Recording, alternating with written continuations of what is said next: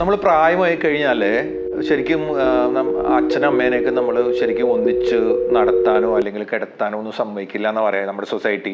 അതെന്താ അങ്ങനെ? ശരിക്കും അവരുടെ ആഗ്രഹങ്ങളൊക്കെ ശരിക്കും അവർക്ക് വീണ്ടും വീണ്ടും സ്നേഹിക്കണം എന്നല്ല ഉണ്ടാവുക. പക്ഷെ നമ്മുടെ സൊസൈറ്റിയിൽ എന്താ പറയുക, കിളവ തനിക്ക് വയസ്സായില്ലേ എന്ന് പറയും അല്ലേ. നമുക്ക് അവരോട് സ്നേഹത്തോടെ ഇടപഴകുമ്പോഴത്തേക്കും അവൾ പറയുന്നത് വേണ്ട, ഇത്രയൊക്കെ ആയില്ലേ, പ്രായമായില്ലേ. അല്ലെങ്കിൽ സാധാരണ എന്താ, നമ്മുടെ കൊച്ചുകുട്ടികളെ നോക്കാനായിട്ട് അവരെ അവിടെ കൊണ്ട് ഇരുത്തും, അല്ലെങ്കിൽ മാറ്റി താമസിപ്പിക്കും. ഇതെല്ലാം ശരിക്കും ജെറിയാട്രിക് കൗൺസിലിങ്ങിൽ ഒത്തിരി പ്രശ്നങ്ങൾ നമ്മൾ കേൾക്കാറുള്ളതാണ്. നമ്മൾ അവരുടെ മാനസികാവസ്ഥ കൂടി മനസ്സിലാക്കണം അല്ലേ.